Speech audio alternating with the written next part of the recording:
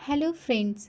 इस वीडियो में हम लोग माइक्रोबायोलॉजी के बहुत ही इंपॉर्टेंट टॉपिक्स के बारे में डिस्कस करने वाले हैं। So let's start. Food poisoning. Food poisoning एक ऐसा कंडीशन है जिसमें जब हम लोग वैसे फूड को इनटेक कर लेते हैं जिसमें कि माइक्रो ऑर्गेनिज्म जो टॉक्सिन को प्रोड्यूस कर रहा है वो प्रेजेंट होता है। इस वजह से फूड पॉइजनिंग होता है। कुछ साइंटिस्ट के बारे में भी बात करते हैं। सो लेट्स स्टार्ट, जो कि माइक्रोबायोलॉजी में बहुत ही इम्पॉर्टेंट अपना रोल प्ले किए हैं। सो एडवर्ड जेनर ये 1749 टू 1823 तक प्रेजेंट थे। अपने 13 इयर्स एज में ये सर्जन के लिए कम पे अपना स्किल सीखते थे और 70 में ये लंदन को मूव किए और वहाँ पर जॉन हंटर के साथ वर्क किए। उसके बाद बहुत ही फेमस स्कॉटिश सर्जन इनको इंक्रीज़ किए अपना जो भी मेडिसिन के बारे में इनको नॉलेज था उसके एक्सपेरिमेंट के लिए।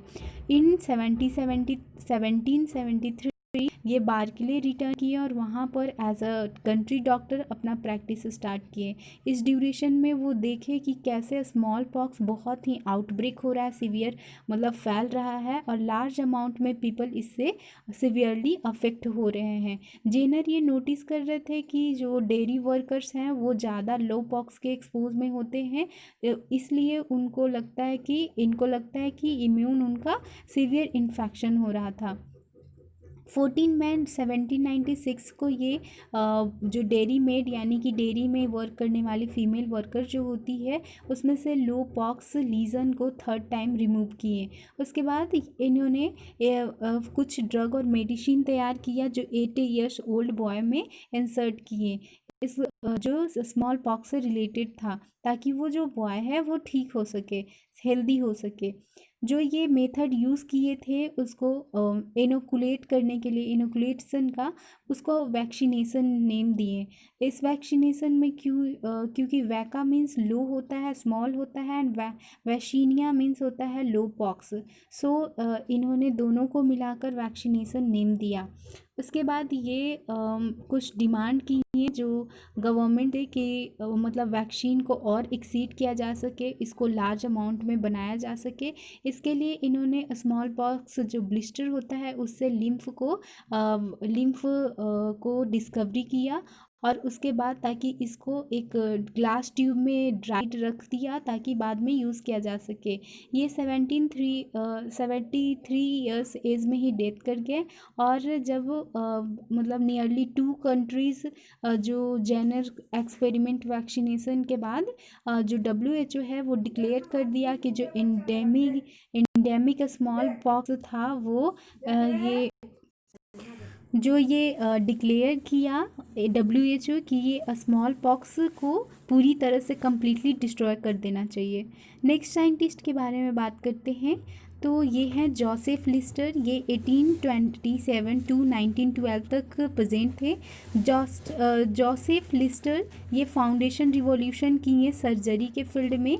जो ये मतलब जो चेंजिंग किए सर्जरी में वो रिलेटेड था एंटीसेप्टिक मेथड को इंट्रोड्यूस करने से, मीन्स कि ये एंटीसेप्टिक मेथड को लाए थे। उसके बाद जो लिस्टर थे वो इंग्लैंड में बॉर्न किए थे और इनका ये मेडिसिन के बारे में स्टडी किए किसी यूनिवर्सिटी कॉलेज में। इनको बहुत ज़्यादा लिस्टर को बहुत ज़्यादा ही इस चीज़ का टेंशन था, इस चीज़ के लिए वो कंसर्न थे कि किस तरह से जो पोस्ट एम्पुटेशन पेशेंट होते हैं यानी जिनके पास जिनका हैंड और फीट और लेग मतलब नहीं होता है, कटा हुआ रहता है, तो उनमें जो हाईली मोर्टेलिटी रेट बढ़ रहा है इस चीज़ के लिए वो बहुत ज़्यादा कंसर्न थे।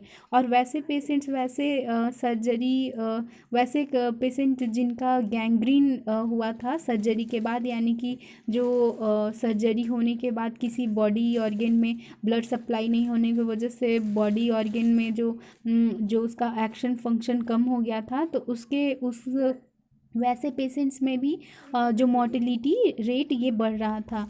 सो ये अपने नॉलेज को अप्लाई करते हुए वो ऐसे बैक्टीरिया जो डिजीज़ को काउज कर रहा था और जो एक्सटेंस जो एयरबॉर्न माइक्रो ऑर्गेनिज्म जिस फॉर्म में जिस स्टेट में एग्जिस्ट कर रहा था, तो उसको ये अपने नॉलेज से मतलब पता किए और फिर उसके बाद ये कंक्लूड किए कि जो एयरबॉर्न बैक्टीरिया रहता है वो इन्फेक्शन को सर्जिकल वुंड में काउज कर सकता है। तो इसके लिए ये कार्बोनिक एसिड को यूज़ किए ऑपरेशन रूम में स्टरलाइज करने के लिए यूज़ किए और फिर सर्जिकल इंस्ट्रूमेंट और अपने हैंड्स को भी स्टरलाइज करने के लिए यूज़ किए।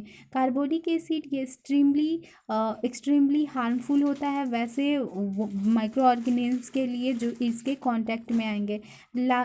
इसके बाद लिस्टर जो थे वो माइल्डर एंटीसेप्टिक मतलब फाउंड किए। मीन्स माइल्डर एंटीसेप्टिक में आ सकता है आपका बॉरिक एसिड आ सकता है और फिर इसको फाउंड करने के बाद वो हीट स्टरलाइजेशन जो सर्जिकल इंस्ट्रूमेंट के लिए यूज़ किए। इसके बाद उनका जो ये इतना करने के बाद जो मोर्टेलिटी रेट था वो ड्रॉप किया, धीरे धीरे कम हुआ, इनफ तक एक कम हुआ और उसके ये सारा कुछ एंटीसेप्टिक मेथड के वजह से हुआ था यूज़ करने।